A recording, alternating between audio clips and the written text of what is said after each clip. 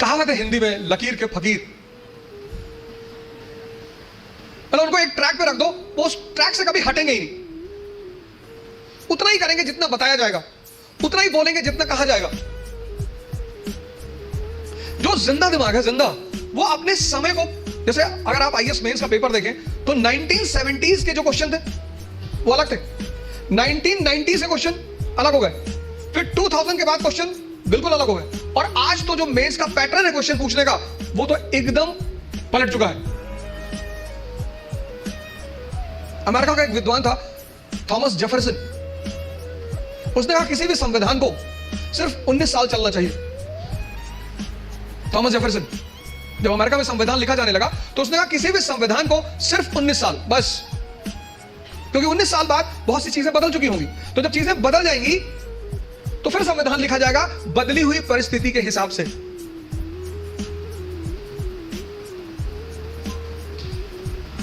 गावस्कर किसी जमाने में क्रिकेट के सुपरस्टार थे, गावस्कर को रिप्लेस किया सचिन तेंदुलकर ने, सचिन तेंदुलकर को रिप्लेस किया विराट कोहली ने, अब विराट कोहली को भी कोई रिप्लेस करेगा। समय की जो सबसे बड़ी चीज है वो है change. Change is the law of nature, और जो चेंज को नहीं समझेगा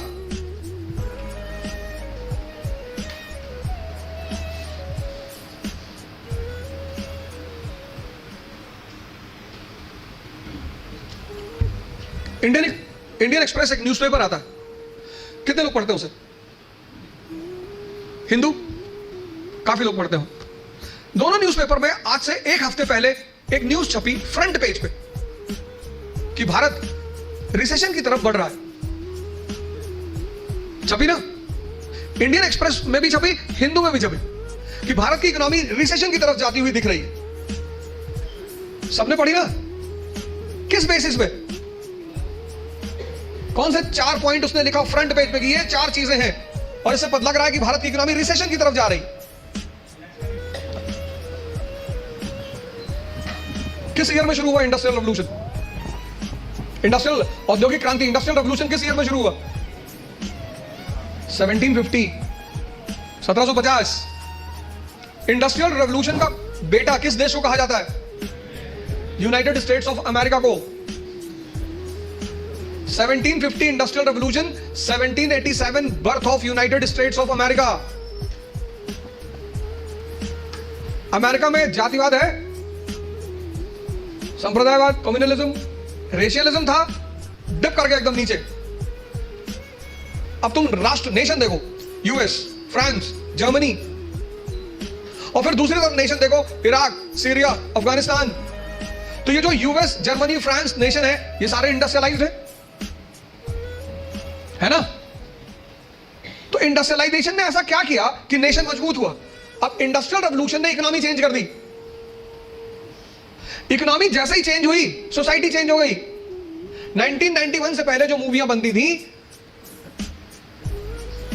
उनका नाम होता था रोटी। 1970s की मूवी है रोटी, क्योंकि 1970 में रोटी खाना भारत के लिए बहुत बड़ा चुनौती था। और 1991 के बाद मूवी बनी मर्डर।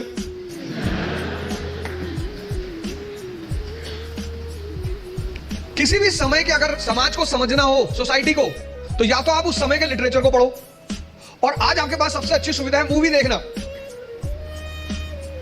आपके घर में जो बड़े बुजुर्ग मम्मी पापा से आप पूछिए, 1960s की मूवी है श्री 420, उसी समय की मूवी है हरिश्चंद्र, श्री सरस्वती चंद्र।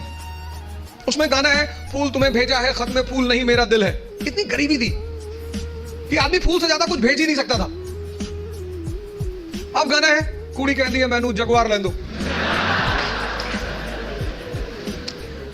तुम यार बात तुम हंस देते हो, तुम वो जो बात है ना उसको साइडलाइन कर देते हो। समाज बदला ना 91 के बाद। तो जैसे जर्मनी, फ्रांस, ब्रिटेन, यूएस ताकतवर नेशन बने, उसमें सबसे बड़ी भूमिका है इंडस्ट्रियल रेवोल्यूशन की, क्योंकि इंडस्ट्रियल रेवोल्यूशन जैसे होगा इकोनॉमी चेंज हो जाएगी, इकोनॉमी जैसे चेंज होगी सोसाइटी चेंज हो जाएगी।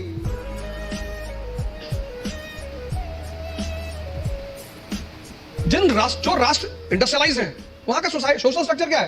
Capitalist class, middle class, working class. वो जो पुराना स्ट्रक्चर था सोसाइटी का वो खत्म हो गया। बिल गेट्स कौन है? अमेरिकन। जैक मा कौन है? चाइनीज। अंबानी कौन? इंडियन।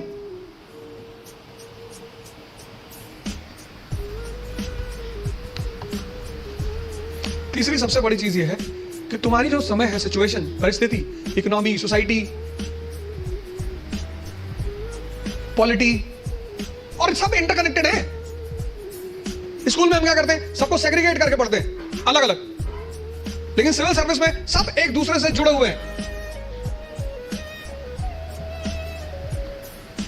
अफगानिस्तान में स्त्री की दशा देखो और यूएस में स्त्री की दशा देखो। उसके लिए रिलीजन जिम्मेदार नहीं है, economy. Economic independence gives social independence, यही तो फॉर्मूला है। आर्थिक स्वतंत्रता व्यक्ति को सामाजिक स्वतंत्रता देती है, नहीं? यही तो फॉर्मूला है। पराधीन सपने सुख नहीं। जो आदमी दूसरे के अधीन है,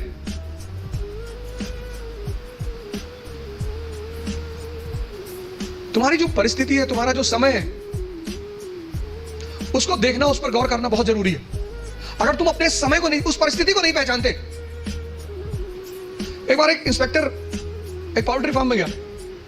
पोल्ट्री फार्म, फूड इंस्पेक्टर था, तो पोल्ट्री फार्म के इंस्पेक्शन में निकला था। तो पोल्ट्री फार्म में गया तो उस पोल्ट्री फार्म के मालिक से पूछा कि मुर्गियों को क्या खिलाते हो? कहा साहब बाजरा खिलाते हैं। कहा इतनी गर्मी में बाजरा खिलाते हो, बंद करो उसको। पहले मुर्गी फार्म का मालिक को बंद कर दिया, उठा। दूसरे मुर्गी फार्म में गया, उसने पूछा क्या खिलाते हो मुर्गी को? बोले साहब चावल खिलाते हैं। बोले उल्टा सीधा खाना खिलाते हो, इसको भी बंद कर दो। दूसरा वाला भी बंद हो गया। जब वो तीसरे मुर्गी फार्म में एंटर किया, उसने क्या खिलाते हो मुर्गियों को? उसने कहा साहब खिलाते कुछ नहीं, 5-5 रुपए दे देते हैं, इनका जो मन होता है खा लेती।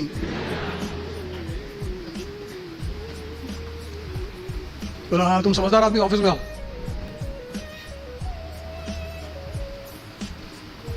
खिलाते तो कुछ नहीं है, इनको 5-5 रुपए दे देते हैं। 17 का क्वेश्चन पेपर अलग था क्योंकि तब इकोनॉमी और सोसाइटी अलग थी। 80 का क्वेश्चन पेपर अलग था क्योंकि तब इकोनॉमी और सोसाइटी अलग थी।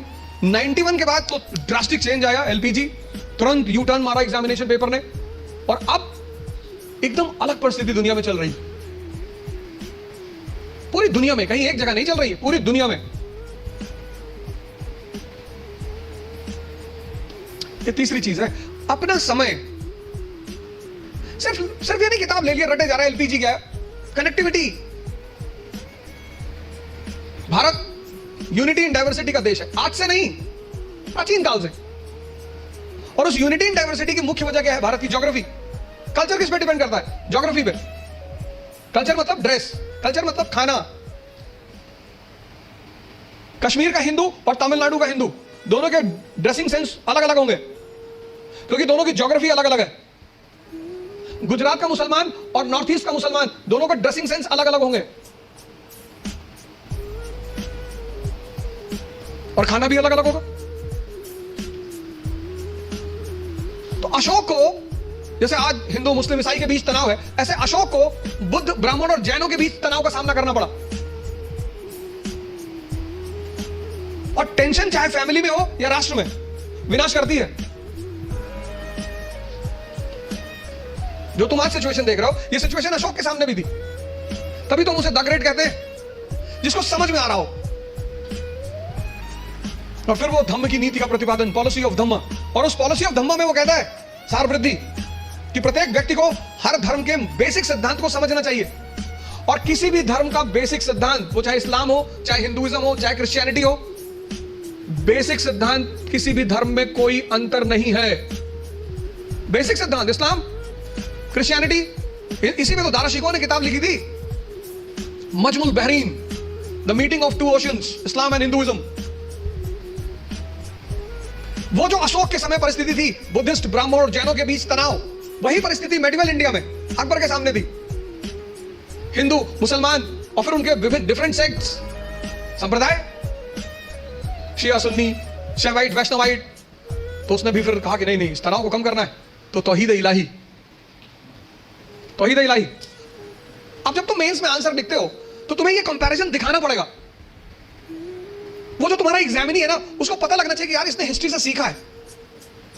India is a country of unity in diversity. आज कोई हम इस समस्या से परेशान नहीं है, पहले से। और जब जब हम इस समस्या से परेशान हुए, हमारे पास सॉल्यूशन था। परिस्थिति, अपनी प्रेजेंट परिस्थिति को समझना।